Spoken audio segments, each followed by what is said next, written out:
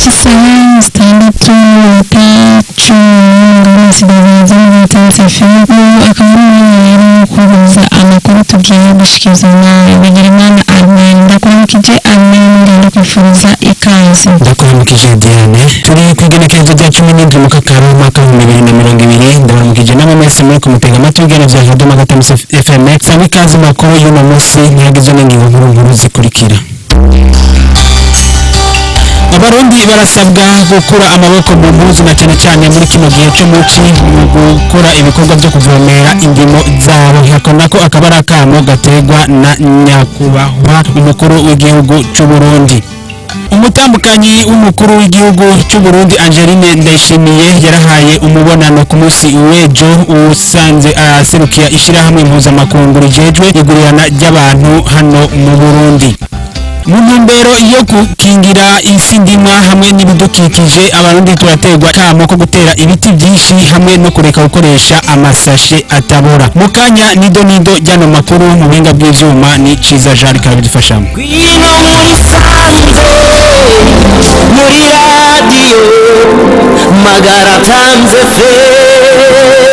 MagaraTimesFM Ndasubiye kubaramutsa abarundi ngo turakwiye gukura amaboko mu mpuzu na cyane muri kino gihe citi aho gukora ibikogwa na cyane kuvomerera imirima yacu. Umukuru w'igihugu niwe yashikije iryo jambo mu gihe bari kumwe n'umushikiranganje w'ibidukikije Dogide Rurema aho bari bagendeye ishirahamwe Rwanyinzara riri mu ntara ya Gitega. Tega amatwi nyakubahwa umukuru w'igihugu akaba ari dukesha mugenzi wacu Richard Ndayizigiye. Abamuratsi yuko izi nzego shasha zatowe twarihaye umugambi wo guteza imbere uburimyi n'abarimyi. Murazi ko mu vyihuta twavuze yuko muri rima ry'umwonga dushaka kwerekana ko ari rima rikomeye hakurya ko rima ry'impeshi uwo ari wese ashobora kurima. Ubu barabibonye yuko nawe utabufise umwaba bishoboka ko ushobora kurima kuko uca uvomera. Ni muri iyo ntumbero twari twavuze yuko kugira ngo dutere intege abarimyi bose abafise umwete wo kurima ko leta nayo izobatera intege. Mu kubatera intege rero nuko twavuze tuti aho tuzosanga barishize hamwe bakarima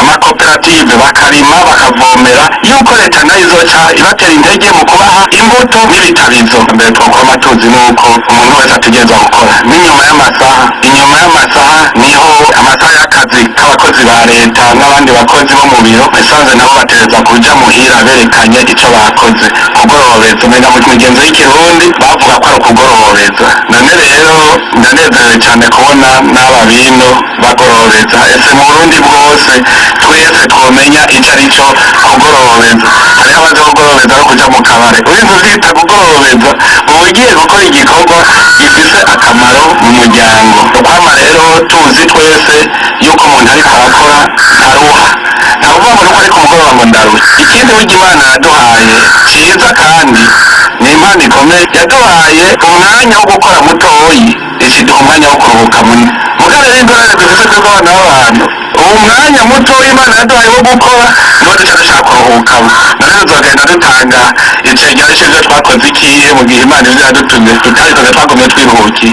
Hariho umunsi wo kuruhuka dufise ico gituma ndashaka gutera intege abarundi cane cane tumenye yuko twaremewe gukora. Umuntu ahagarika gukora iyo itiro rimufashe, niyo atarasinzira ari mu buriri aguma yiyumvira ivyo azokora ejo nukuba ntigera ahagarikwa n'itiro.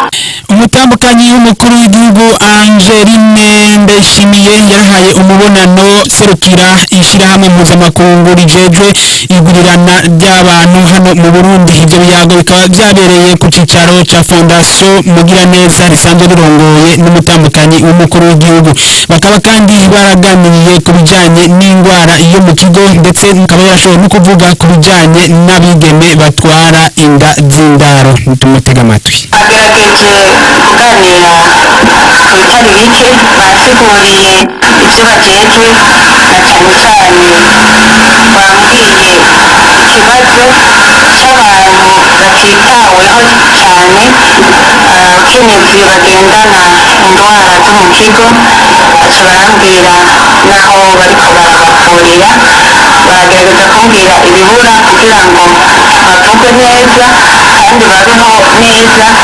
Hanyuma nanje nk'umukenyezi umuvyeyi afise impuhwe cyane cyane ku bijyanye n'igurana ry'abantu ku isi, cyane cyane mu gihugu cyacu.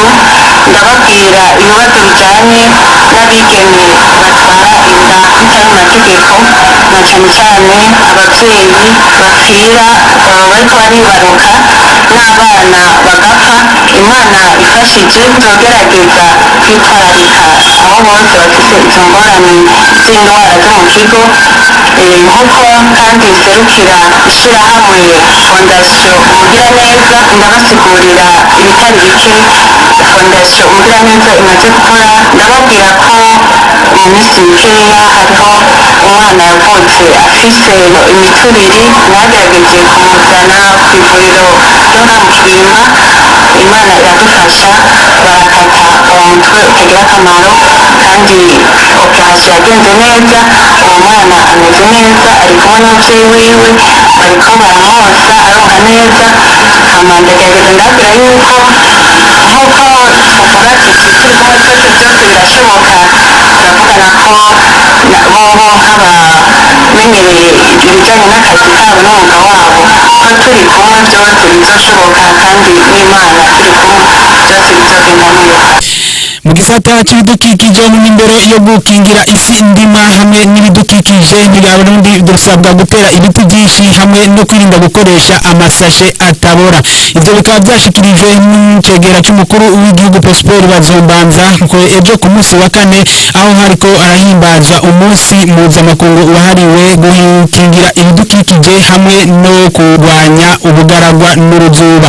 Ibyo birori bikaba byabereye mu ntara ya Muramvya, komine ya Buhinyuza. Reka tumutega amatwi. Twamagariye rero abenegihugu bose kuzotera ibiti ku bwinshi nihagira kugira dusubirize ibigenda biracibwa ku mvo zitandukanye. Tubonera akanya ko kwibutsa abenegihugu kubavanura no gukoresha ibikoresho bitabora, ahubwo kumanya n'ibindi bikozwe bityo bita amasashe akozwe mu maplastike n'ibindi. Turabona ko hari amashyirahamwe amwe amwe yabishyizemo ingufu mu gukora ibitekerezo byiza, ubu bikaba byibonekeza mu masoko n'ahandi. Twashaka kandi gusaba abaronse impushya, yaba izo gucukura amabuye, birimo imisenyi, kwimba ibumba bakoramo amatafari, kwimba izahabu n'ibindi, ko bikora bisunze amategeko yo gukingira impanuka zose zohaba. Kubera iki ahibwe aho byategerezwa gusubizwa uko hari hamwe, kandi izo murazi ko mu mpushya babaha biba byanditsemo. Abiyedukiza nabo twashaka kubagabisha ko bazofatirwa ibihano hisunzwe amategeko. Naho icyaduka coronavirus cyabandanya kigaragaza hano mu gihugu cyacu, ibikorwa bijanye no kubaka urugomero rwa kuruzi jiji hamwe na murembe ngo birabandanya byigeze bihagarara, kandi bikaba bigeze ku ntambwe ishimishije.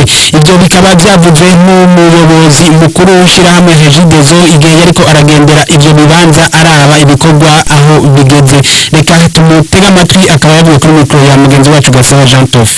Tukaba rero tunejejwe nuko ibikorwa biriko biragenda bija imbere ukuri kwamye, naho hari ikiza ca coronavirus.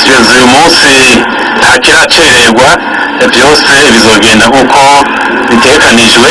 Hazobaho ngira ngo nk'ukwezi kumwe k'ubucererwa, kubera ko ibikoresho bizova hanze mu Bushinwa bishobora guteba. Akarusho ka mbere nuko abantu baronka akazi.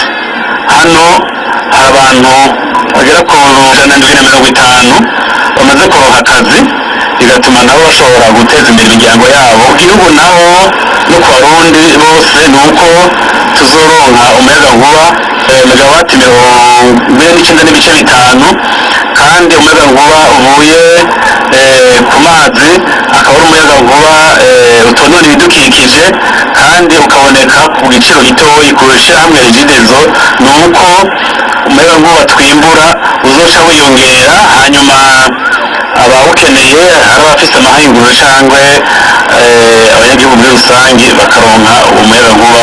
Ni no kino nkuru turangirije ko amakuru yacu no munsi. Reka ndashimire mwebwe mwese mwaduteze amatwi. Nkengurukira uruganda rwa Radio MagaraTimesFM gatokanije ano makuru. Sino kubagira gushimira Ciza Jean yatumye amajwi abashikira neza. Armel BIGIRIMANA ko ndabashikiriza naho utaha. Kino muri sanze muri radio MagaraTimesFM.